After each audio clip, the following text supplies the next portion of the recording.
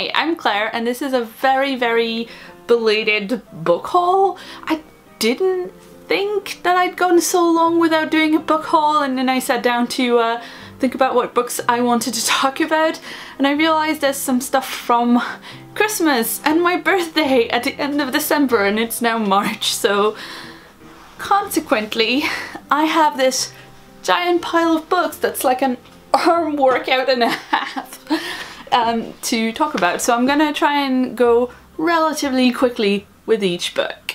First, I have a whole bunch of comic books. A couple of them were a birthday present from my friend Nick over at the Moderate Fantasy Violence podcast, who gave me this Bitch Planet anthology called Triple Feature Volume 1, and this is basically stories in the Bitch Planet universe by authors like Matt Fraction, the Nyambi family, Vanessa R. Del Rey, and more. I've talked about Bitch Planet on this channel before. It's a kind of future dystopian series in which women who are not compliant are sent away to a prison planet, and it's written by Kelly Sue DeConnick and illustrated by Valentine Delandro. But they're quite busy and the new volumes take a while to come out, so it's cool to have something else to tide us over in between. The second thing that Nick gave me is Black Hammer Secret Origins, and this I have no idea what it is. It is written by Jeff Lemire, who does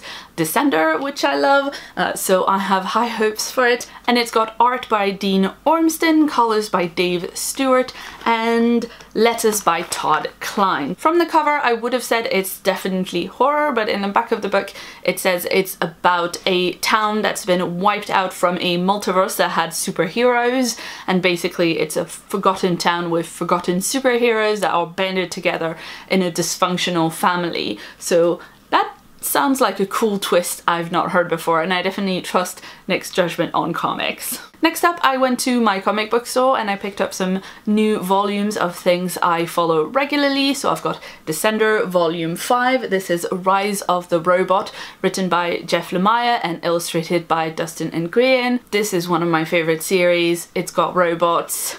It's got this beautiful watercolor style that I absolutely love. The colors are amazing. I have raved about this comic many times, so I won't belabor the point. And I also picked up Saga Volume 8, which is written by Brian K. Vaughan and illustrated by Fiona Staples. Again, this is something that I absolutely love. It's a sci-fi future space opera type thing, and I don't want to say much, but Volume 7 ends on like a really heart-rending emotional note that like punched me in the feels real hard, so I need to actually read this, but I've been kind of like hesitant because my poor feelings haven't really recovered yet. And finally, in comics, I picked up the first volume of the Rick and Morty comics.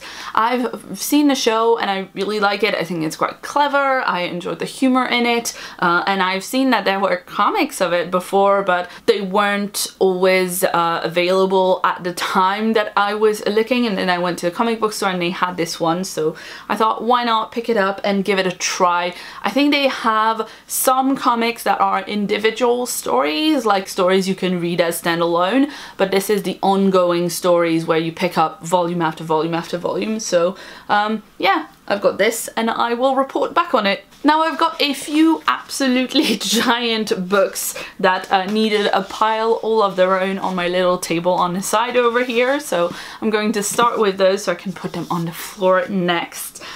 First, we've got Star Wars from a Certain Point of View. This is an anthology of Star Wars short stories written by a host of amazing writers, and it's 40 stories to celebrate 40 years of Star Wars, and they're all from the point of view of like really small side characters. So I don't usually read a lot of tie-ins, and I've not read a tie-in Star Wars book before, I don't think, but I picked this up specifically just because of the amazing lineup of authors.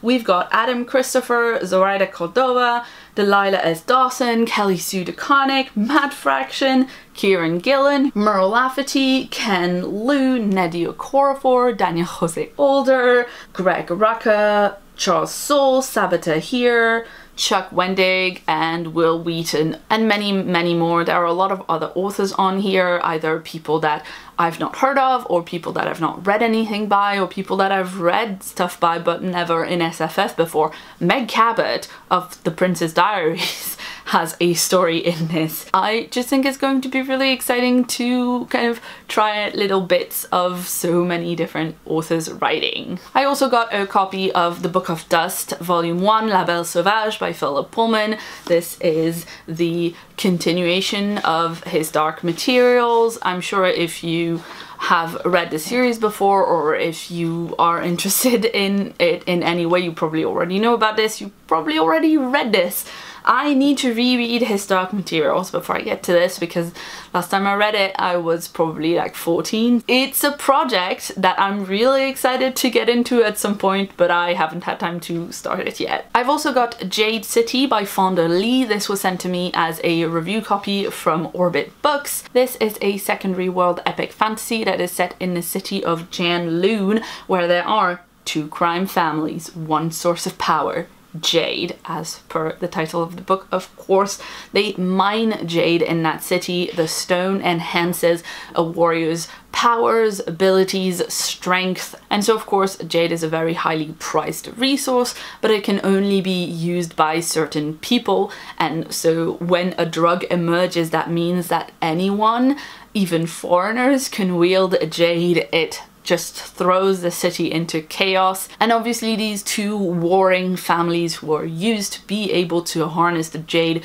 themselves and to control it and to trade it, they don't want to let that control go in any way. I've heard a lot of great things from people who've read this book and really enjoyed it. It's also got blurbs on the cover right here from Scott Lynch, Ken Liu and Anne Leckie, so those sounds like really good endorsements to me. Next up I've got If Tomorrow Comes by Nancy Kress. This is book 2 in the Yesterday's Kin trilogy, and it actually just came in the mail this morning from Tor Books. So thanks to Tor for sending that my way. I actually requested this book from them, even though it's the second in a trilogy and I haven't read the first one, and I don't usually do that, but this sounded so cool. This is actually based on a Nebula Award-winning novella, and of course Nancy Kress is a huge name in SFF, so I thought it would be a good place to start with her writing. So as I mentioned, this whole trilogy is based on a novella called Yesterday's Kin, and that was a first contact kind of a story. The first novel in the series is called Tomorrow's Kin, and according to this here cell sheet, it shows what happened when the aliens arrived in New York Harbor from the perspective of obscure scientist Dr. Marianne Jenner. And in this one, If Tomorrow Comes, we follow humanity to the alien homeworld, which is nothing like they expect.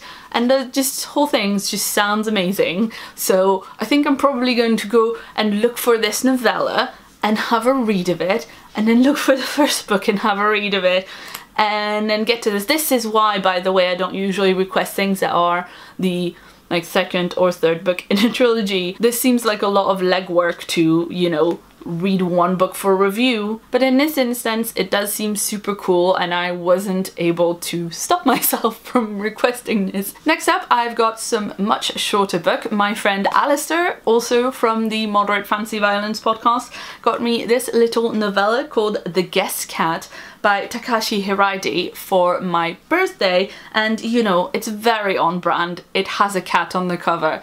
It has green foil on its eyes, it's super cute. This isn't a book I'd heard about at all, but on the cover here it says Sunday Times Top 10 Bestseller, so I suspect this might be a little bit more literary than what I normally read. On the inside flap here it says it's about a couple in their 30s who live in Tokyo, work from home as freelance writers, and don't have much left to say to one another. One day a cat invites himself into their small kitchen, as cats tend to do.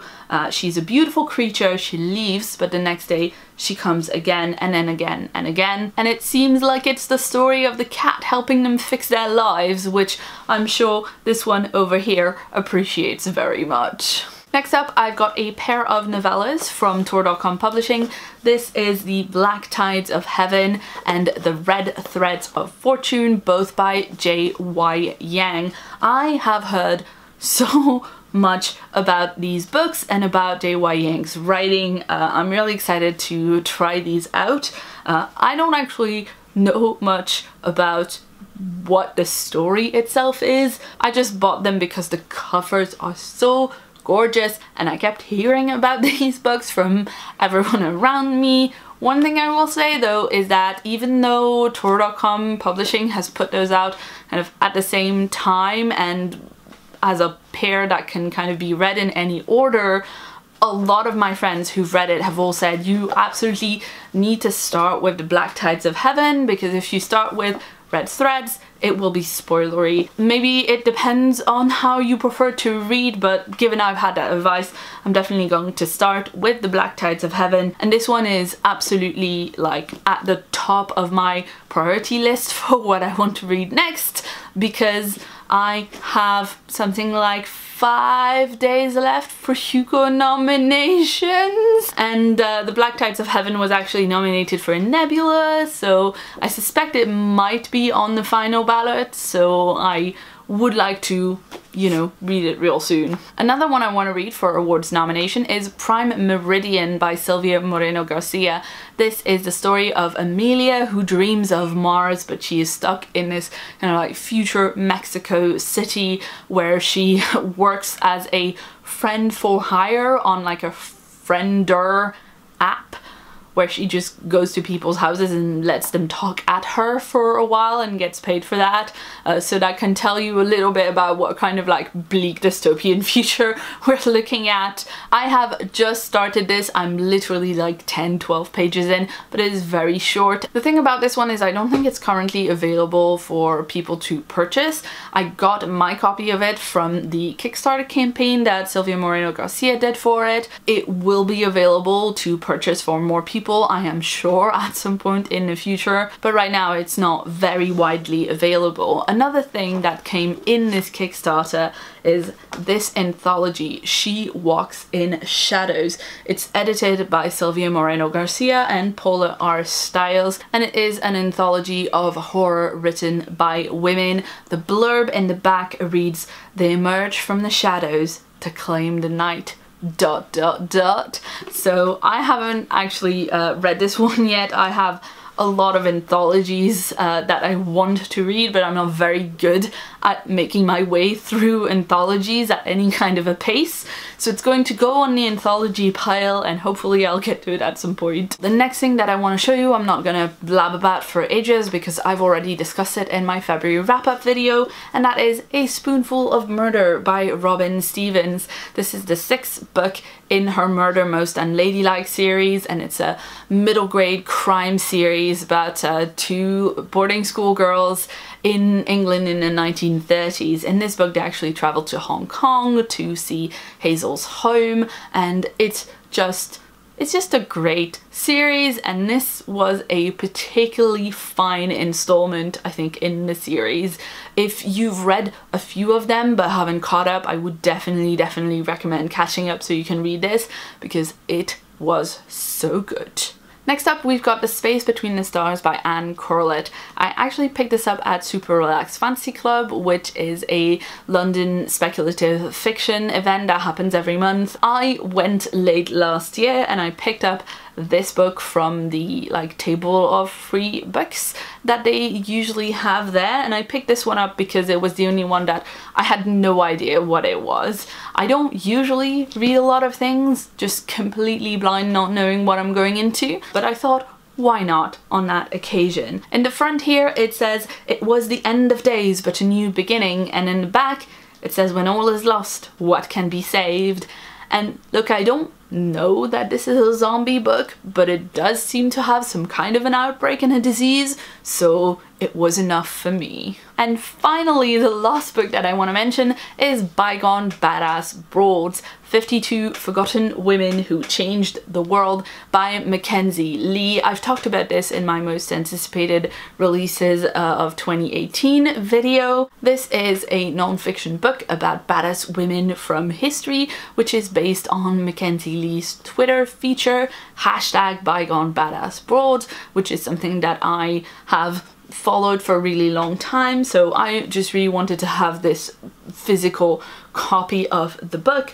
It has these really gorgeous illustrations in a really kind of like bold style that I've been enjoying really a lot as I read through this book. I'm about halfway through now and I've really been enjoying this. It's not super in-depth, of course, because it has to cover quite a lot in a fairly short book, all things considered, but it's really beautiful and it's a really nice like first little look into women from history you might not know about, and it's got a lot of other resources in the back if people want to read more, so another one I would recommend. I'm going to stop talking about this book before I transform this book haul into a wrap-up for a book I'm not even done reading yet. So that's it for this video. These were most of the books that I've acquired in the last like 2-3 months.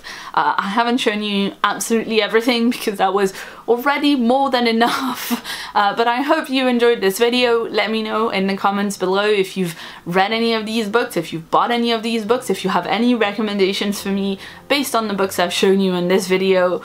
Goodness knows I don't need more books, but goodness knows I will definitely be buying more in future anyway, so why not have some recommendations? If you'd like to see more from me, you can check out a previous video right about here.